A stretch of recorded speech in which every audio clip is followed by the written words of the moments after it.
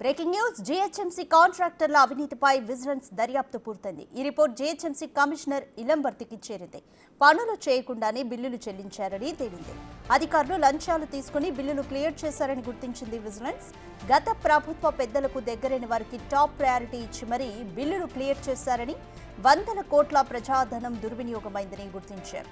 రాబోయే రోజుల్లో అవినీతికి ఆస్కారం లేకుండా చేస్తామంటున్నారు కమిషనర్ ఇలంబర్తి.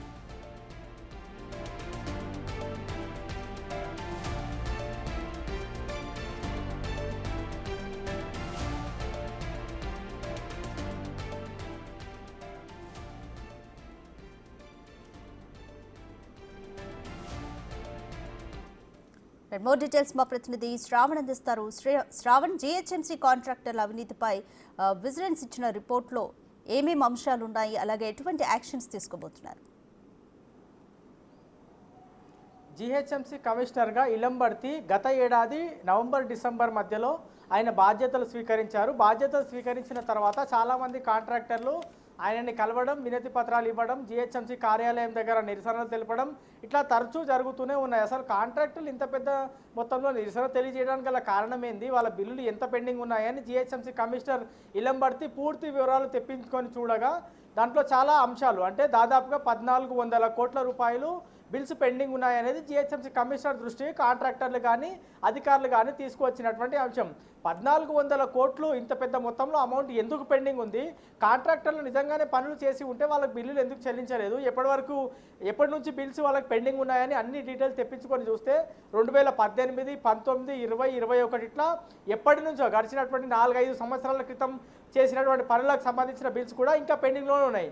అప్పుడు ఎప్పుడో పనులు చేస్తే ఇప్పటివరకు ఎందుకు బిల్స్ రాలేదు అని జీహెచ్ఎంసీ కమిషన్కి డౌట్ వచ్చి ఈ బిల్స్ అన్నింటినీ కూడా ఒకసారి విజిలెన్స్ ఎంక్వైరీ చేపిద్దాం, అందులో ఏమైనా అవకతవకలు జరిగాయా, ఎందుకంటే ఇప్పుడు రీసెంట్గా జరిగిన పనులైతే వాళ్ళు డబ్బులు పెట్టి పనులు చేశారు కాబట్టి ఖచ్చితంగా వాళ్ళకి మనీ ఇవ్వాల్సిందే. మరి అప్పుడు ఎప్పుడో పనులు చేసిన దానికి ఇప్పుడు డబ్బులు ఇప్పుడు ఎందుకు అడుగుతున్నారు, బిల్స్ ఎందుకు క్లియర్ కాలేదని డౌట్ వచ్చి ఆయన విజిలెన్స్ ఎంక్వైరీకి ఆదేశిస్తే చాలా ఇంట్రెస్టింగ్ అంశాలు, ఆసక్తికరమైనటువంటి అంశాలు ఈ విజిలెన్స్ రిపోర్ట్లో బయటపడ్డాయి. జనవరి ఎండింగ్లో ఆయన విజిలెన్స్ ఎంక్వైరీకి ఆదేశించారు. 2-3 రోజుల క్రితమే ఈ విజిలెన్స్ రిపోర్ట్ అనేది జీహెచ్ఎంసీ కమిషనర్కు చేరింది. సో ఇంకా ఇది మొత్తం బహిర్గతం కాలేదు. కానీ మన దగ్గర వచ్చినటువంటి సమాచారం ఏంటంటే గడిచినటువంటి ప్రభుత్వంలో మున్సిపల్ మంత్రిగా కేటీఆర్ ఉండే, ఆయన ఎవరికి చెప్తే ఆ కాంట్రాక్టర్కే అధికారులు బిల్లులు చెల్లించడం, ఏ మనిషిని పంపితే ఆ మనిషికి పనులు కేటాయించడం, ఆయనకి పనులు చేసినా చేయకపోయినా బిల్స్ అన్ని టైంకి చెల్లించడం ఇట్లాంటివి జరిగాయి. సో ఎన్నికల కోడ్ రావడం, దాని తర్వాత ప్రభుత్వం మారుతుంది అనేటువంటి చర్చ జరగడం, గత ప్రభుత్వ హయాంలో డబ్బులు లేకపోవడం, ఇవన్నీ కూడా కొంత కాంట్రాక్టర్లకు బిల్లులు ఇవ్వడానికి కొంత బ్రేక్ పడింది. ఆ అంశాలన్నీ కూడా ఇప్పుడు బిల్లులు అడిగే టైంలో ఇవన్నీ కూడా చర్చకు వచ్చాయి, కమిషనర్ దృష్టికి కూడా వచ్చాయి. సో ఆయన డౌట్ వచ్చి విజిలెన్స్ ఎంక్వైరీకి ఆదేశిస్తే దాదాపుగా 300 కోట్లకు పైగా అవినీతి జరిగిందని కమిషనర్ దృష్టికి విజిలెన్స్ అధికారులు తీసుకొచ్చినట్టు మన దగ్గర ఉన్నటువంటి సమాచారం. కానీ ఇంకా అఫీషియల్గా ఈ రిపోర్టు బయటికి వస్తే ఎన్ని వందల కోట్లు అక్రమాలు జరిగాయి అనేది పూర్తి స్థాయిలో బయటికి వచ్చేటువంటి అవకాశం ఉంది. గ్రేటర్ హైదరాబాద్ వ్యాప్తంగా 2000 నుంచి 3000 మంది కాంట్రాక్టర్లు ఉంటారు. వీరందరూ కాంట్రాక్టర్లకు సంబంధించిన బిల్స్ చెల్లించాల్సి ఉంది. కాంగ్రెస్ ప్రభుత్వం అధికారంలోకి వచ్చిన తర్వాత చేసినటువంటి పనులన్నిటికీ కూడా నిజంగానే అవి పనులు చేశారు కాబట్టి వాళ్ళకి పూర్తి స్థాయిలో బిల్లులు చెల్లించారు. కానీ అంతకుముందు 2020 కానీ 21, 20, 19, 18లో ఎందుకు బిల్లులు చెల్లించలేదు, అప్పుడు అధికారులు చేసినటువంటి అనర్థాలు ఏంది, ఏ అధికారి వల్ల ఇంత పెద్ద మొత్తంలో బిల్సులు అంటే పనులు చేయకుండానే బిల్లు చెల్లించారనేటువంటి అంశాన్ని కూడా విజిలెన్స్ అధికారులు క్లియర్గా పొందుపరిచారు.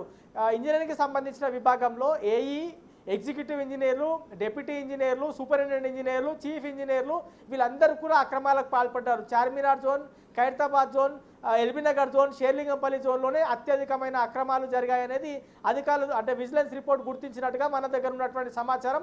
సో మొత్తానికైతే గత ప్రభుత్వ హయాంలో ఉన్నటువంటి రాజకీయ నాయకులకు అండదండలతో, కేటీఆర్ అండదండలతో, ఆయనకు దగ్గరగా ఉన్నటువంటి కాంట్రాక్టర్లతో చేతులు కలిపో లేకపోతే అలా దగ్గర ఉన్నటువంటి మనుషులకు చాలా వరకు పనులు కట్టబెట్టింది జీహెచ్ఎంసీ అప్పుడు ఉన్నటువంటి అధికారులు, ఇంజనీర్ విభాగం అధికారులు కానీ. సో వాళ్లకు పనులు చేసినా చేయకపోయినా బిల్లులు చెల్లించారు.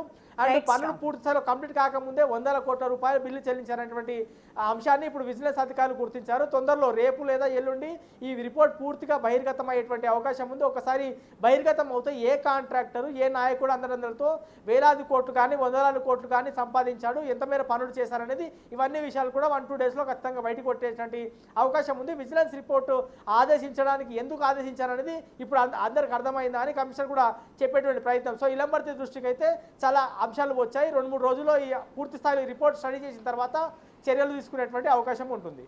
Right, thank you Shravan.